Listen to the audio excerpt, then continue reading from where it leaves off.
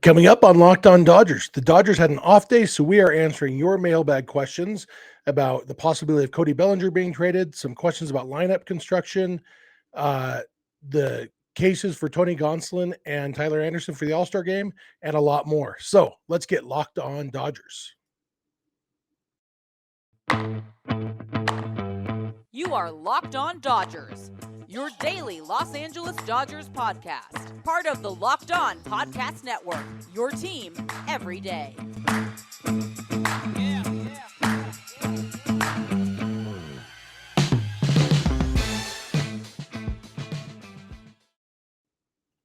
Hello, Dodger fans. This is Locked On Dodgers, part of the Locked On Podcast Network, your team every day. Thank you for making Locked On Dodgers your first listen every weekday morning. Remember, this show is free and available on all podcast platforms and on YouTube simply by searching for Locked On Dodgers. Or even better, go ahead and subscribe wherever you're watching or listening right now, and then you'll never miss a day because you know we're not going to. If this is your first time listening or watching, my name is Jeff Snider. My co-host is Vince Samperio. We are doing a split episode today, so it's going to be me for the first half and Vince for the second half. Vince and I are both lifelong Dodger fans, just like you are. We've also both spent time covering the Dodgers in the press box and the locker room, so we're not quite insiders, but we bring you the smart fans' perspective on our boys in blue every weekday morning. So again, please subscribe wherever you're watching or listening, and let's jump right in. As I mentioned at the top, we are doing a mailbag episode today. I've got a few really good questions and leaving a few really good ones for Vince to answer too. Our schedules didn't line up today. I've got my son has baseball games on. We're recording this on Thursday. My son has baseball games this evening.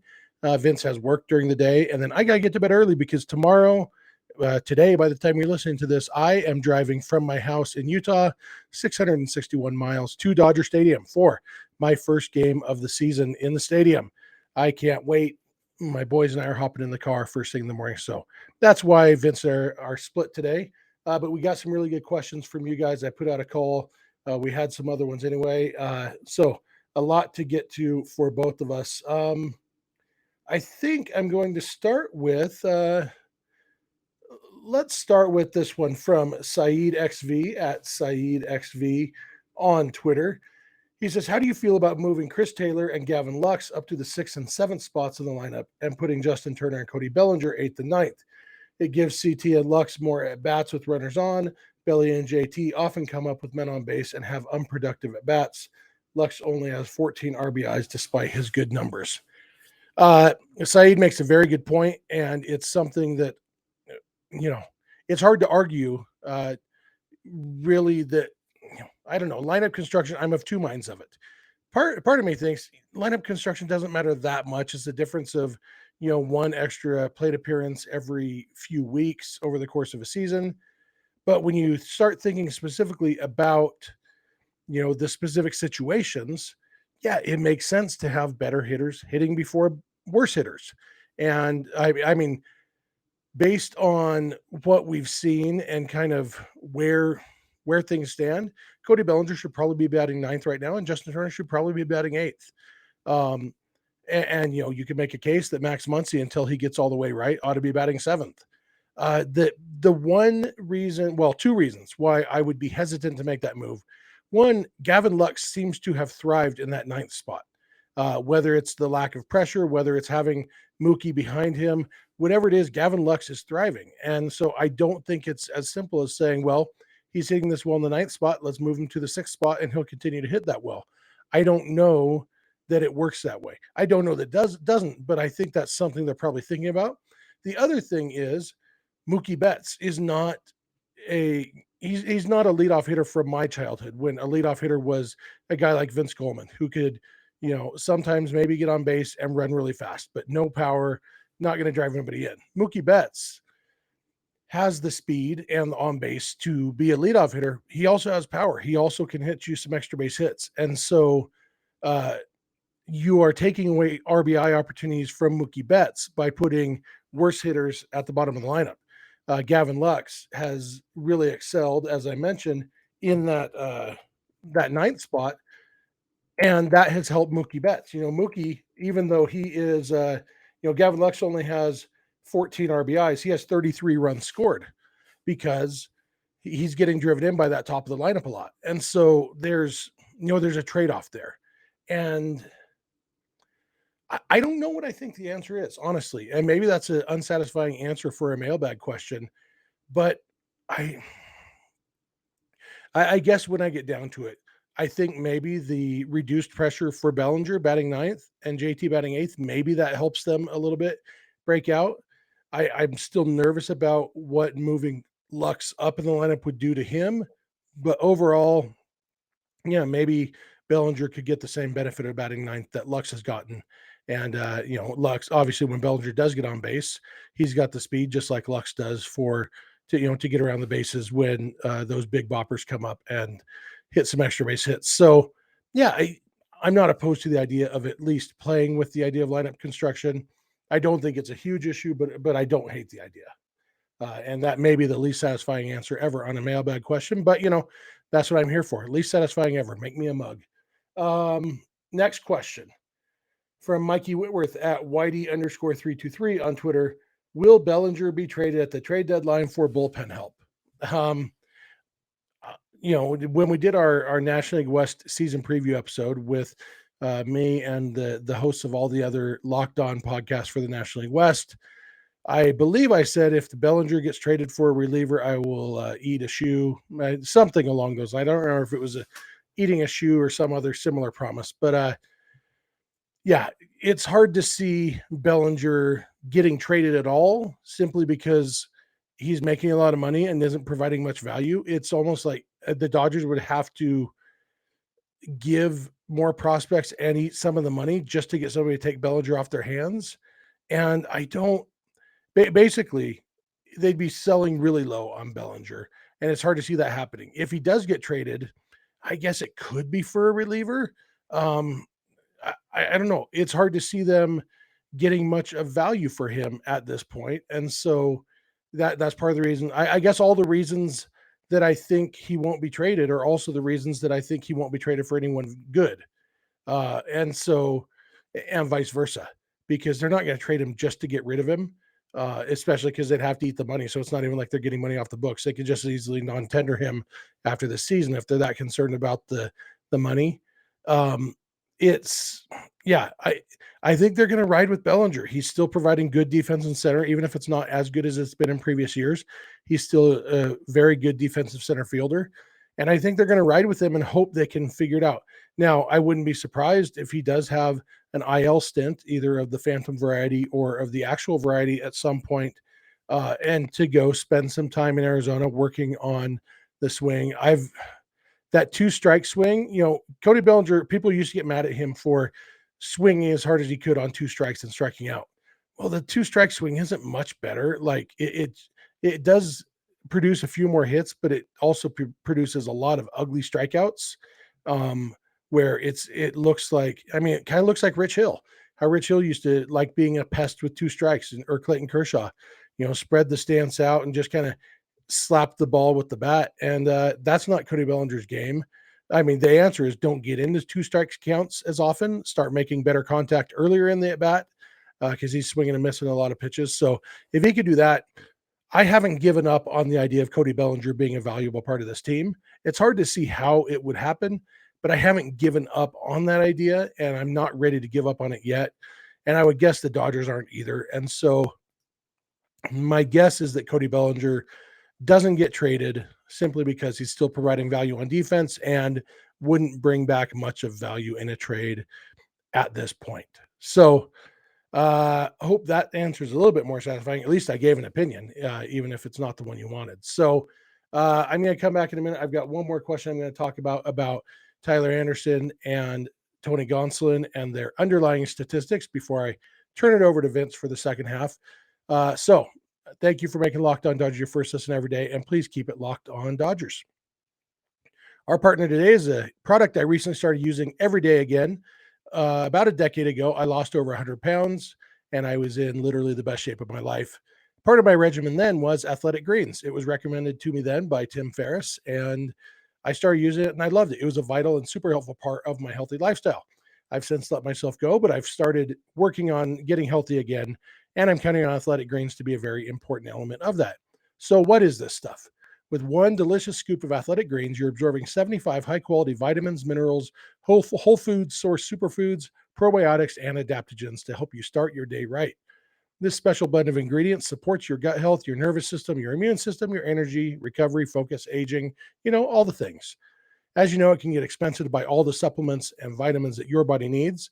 Athletic Greens costs you less than $3 a day and is full of high quality ingredients that your body will actually absorb. It's a ton cheaper than buying all the supplements separately. And to top it off, for every purchase, Athletic Greens donates to organizations helping to get nutritious food to kids in need, including No Kid Hungry here in the US. They donated over 1.2 million meals last year. Right now, it's time to reclaim your health and arm your immune system with convenient daily nutrition. It's just one scoop in a cup of water every day. That's it. No need for a million different pills and supplements to look out for your health. To make it easy, Athletic Greens is going to give you a free 1 year supply of immune supporting vitamin D and 5 free travel packs with your first purchase. All you have to do is visit athleticgreens.com/MLB network. Again, that is athleticgreens.com/MLB network to take ownership of your health and pick up the ultimate daily nutritional insurance. We have an important favor to ask you. We've put together a survey so we can learn more about listeners like you and make your favorite Locked On podcasts even better. This is your opportunity to tell us what you like and don't like about Locked On Podcasts. Go to lockedonpodcast.com/survey right now to get started. It won't take very long, and everyone who completes the survey can qualify for a chance to win one of 10 $100 Ticketmaster gift cards. To take our audience survey, go to lockedonpodcast.com/survey. Thank you for your help. All right, I am back for one last question before I turn this over to Vince. And my last question came via DM from our buddy Pat Dwyer. Pat is a loyal listener, good dude. I've met him at Dodger Stadium. By the way, as I mentioned, I'll be at Dodger Stadium on Friday. If any of you are there, I'd love to see you. I wear my Dodgers jersey that says at Snider on the back, so I'm pretty easy to spot. I'm also a huge person, so easy to spot. Sitting in section 43 on field level. So come say hi if you see me. My kids think I'm cool when people recognize me at the stadium, and anything to trick my kids into thinking I'm cool. But our question for Pat, he says, I love how Tyler Anderson and Tony Gonsolin have performed and would be excited to see them both at the All-Star game at Dodger Stadium.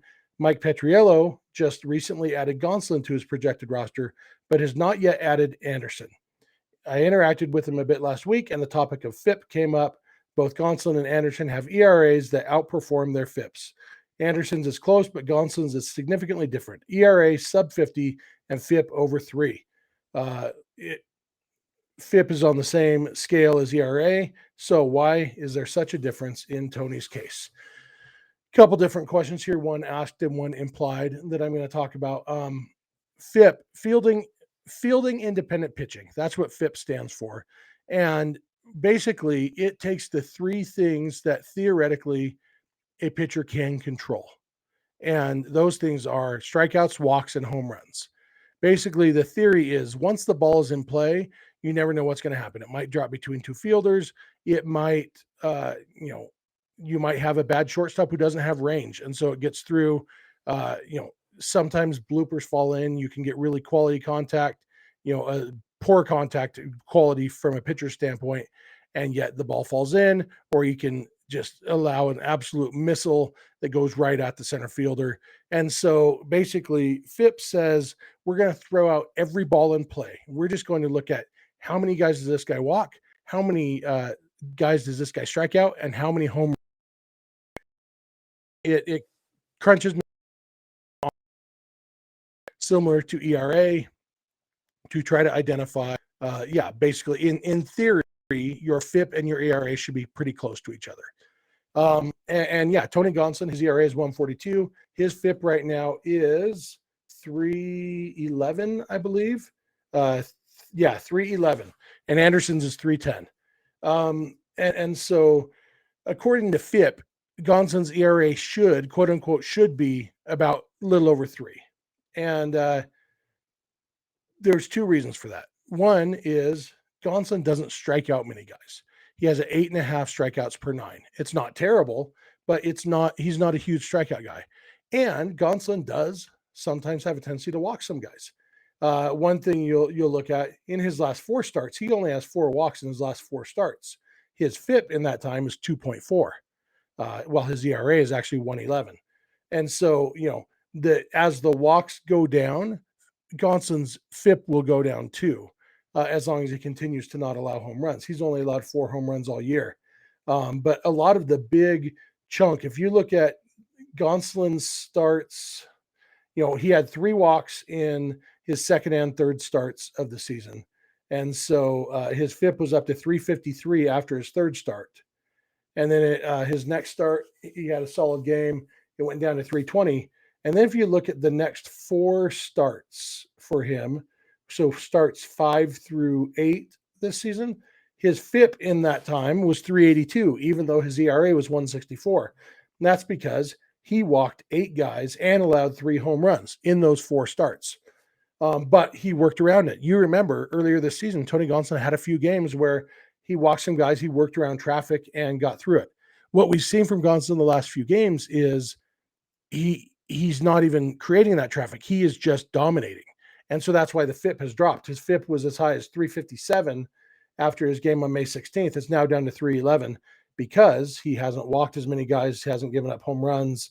And so, and he's had a few more strikeouts in that time. That's the other part of it. In that time, he's thrown 30 innings, 30 and a third, and has 30 strikeouts. So his strikeout rate's a little bit higher than it is overall.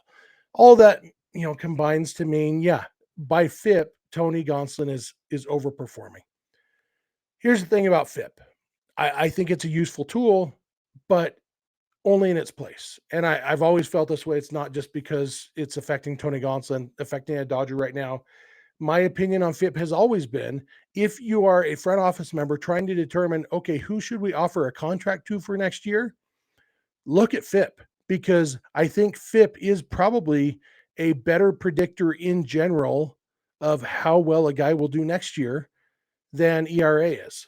But as a measure of how good has this guy been so far, I'll take ERA every day. And look at it this way. If you have 2 guys pitching against each other in the same game, one guy throws a no-hitter, 9 innings, no hits allowed. He walks 2 guys and strikes out 7 in 9 innings. The opposing pitcher, no home runs, no walks, 11 hits and 6 runs. Nobody in their right mind would say, well, the guy who allowed 6 runs had a better game than the guy who threw a no-hitter, because and that guy, let's say he struck out 10 guys, but he allowed 11 hits and 6 runs.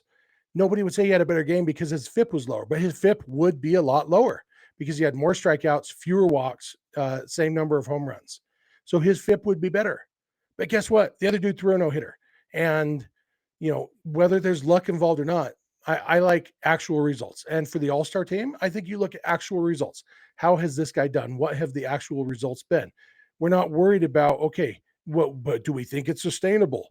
I don't care. I mean, I do care if Tony Gonsolin's success is sustainable, and I do think it is. I think that there's value in weak contact, and Tony Gonsolin is right at the top of the league leaders. Hard hit percentage, Tony Gonsolin, 97th percentile, means that he is in the top 3% of not letting guys hit the ball hard. That's great. That's valuable, and I think that's repeatable. And so, that does show up in his FIP a little bit because it means he's not giving up home runs, but it doesn't, if you get a lot of weak groundouts, we saw Tyler Anderson in yesterday's game, a lot of weak groundouts on that changeup. That's value. There's value in that. It doesn't help your FIP. It helps your team win, though. And so when we're talking about the All-Star team, I think we should be looking at what have they done? What are the results of their games? Don't worry about, he's only striking out 8.5 per 9 instead of 13 per 9. I'll take the results when I'm talking about the All-Star team. And so there, I could probably do a whole episode just about FIP, but that's probably more than Vince wishes I did, because I've already eaten into some of his time. We're already at just about 20 minutes, and which means I'm only leaving 10 or 12 minutes for Vince, but hopefully he'll forgive me. That's going to do it for me. Thank you all for listening to Locked On Dodgers. Vince will give you all our contact information at the end of the episode. So thanks for listening to Locked On Dodgers, and Vince will be along in a minute. BetOnline.net is your number 1 source for all your betting stats and sports info. head to the website and check it out. You'll get the latest sports developments, latest news, latest odds, all the latest Locked On podcasts from around the leagues, not just MLB, but around all the other leagues. And you can find all the odds and info you need for NHL, Stanley Cup, Major League Baseball, all the latest fighting news, MMA, boxing, UFC. All you need is right there at betonline.net because they're your continued source for all your sports wagering information, including live betting, esports, and more. They always have a bunch of odds out there. You can check out some MLB odds, maybe look into some MLB futures, put some money down on Mookie Betts winning MVP or something like that. So head to the website today on the laptop or mobile device and check out all the odds, all the lines, all the trends, all the action. Bet online where the game starts. Yo, Dodge fans, Vince here to close out the episode. And we had a lot of questions, and I'm not going to get to every question that was asked, but I will try to get to the questions that were asked from last episode. So at least we're caught up on there. And then any questions asked yesterday, we'll push it for Monday when there's another off day. So let's get right into it. This one comes from Kevin at Blue Goon 82, our pal. He said, Freddie Freeman had a nice start to his Dodgers career, but the lack of power is alarming. He's on pace for about 15 home runs. Seemed like the ball is back to normal, whatever that means. Where's his pop? Yeah, this is interesting because while home runs have picked up for the Dodgers, haven't picked up for Freddie Freeman. And I would have said, or my answer a few weeks ago would have said, I'm not concerned because he's still hitting. But now he's not hitting and not hitting for power, so it's slightly concerning. Um, I haven't watched Freddie Freeman on a day in, day out basis before, so I'm not sure if what we're seeing now is anything out of unusual.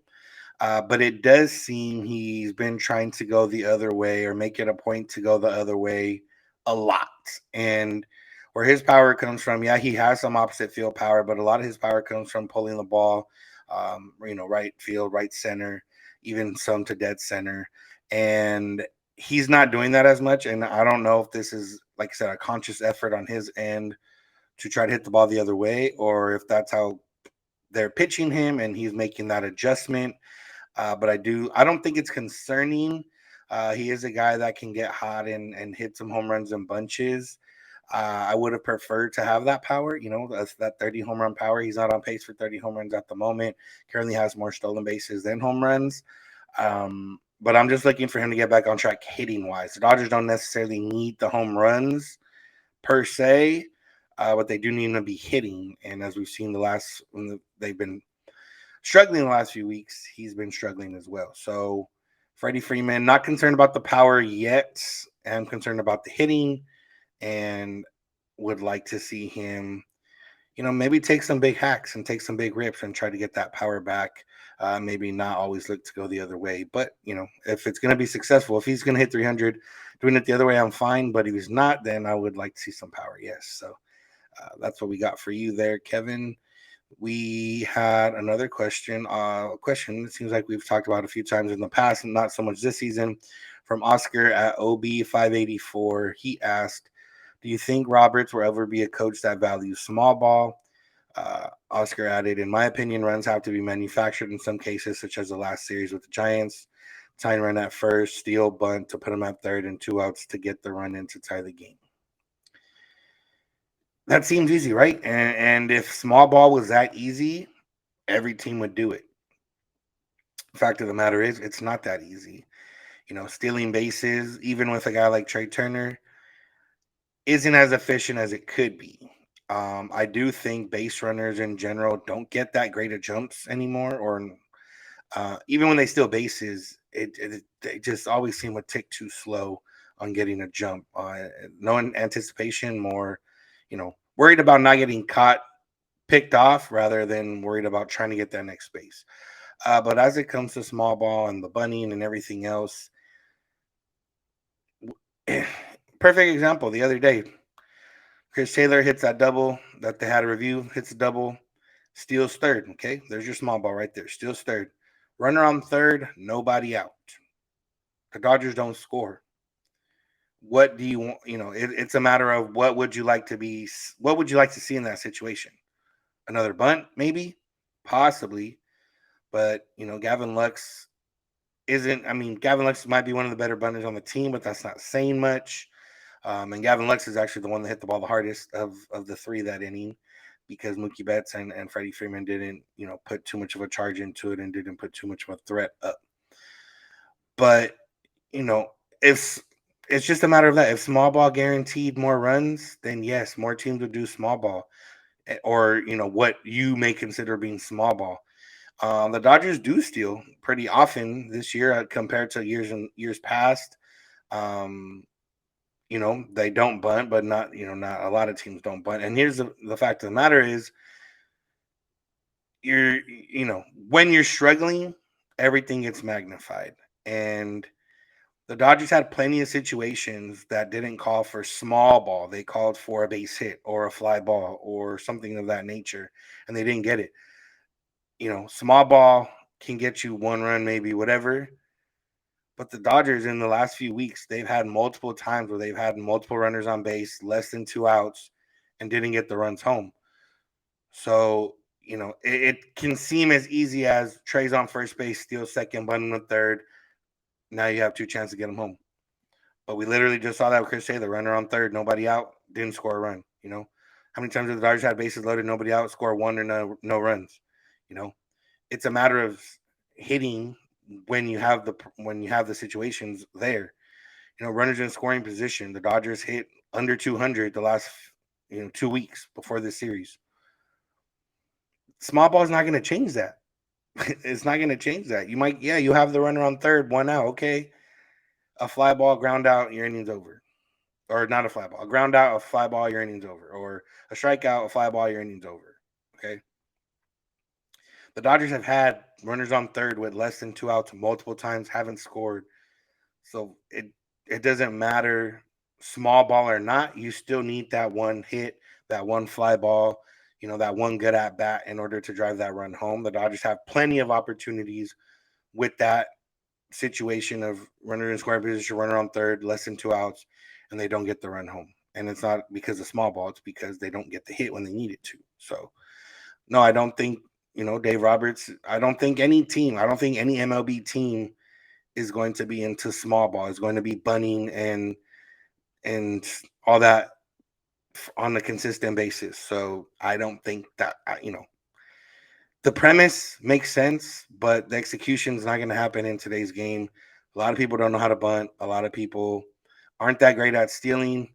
And, it's not going to happen. You'd have to change the entire philosophical and structure of your team and the way they approach at bats and the way they hit. You basically have to say, okay, we're going to give up hitting practice for bunting practice, and it's not going to happen. So, yeah, that's how I feel. Do I think, the question asked is, Roberts will ever be a coach that values small ball? Dave Roberts was a small ball type player. He thrived in that role, especially him as a player. And that, you would think he would like to, but realistically, it's not going to happen because it's hard to bunt 100-mile-an-hour fastballs. It's hard to bunt 95-mile-an-hour, sinkers. It's hard to do that.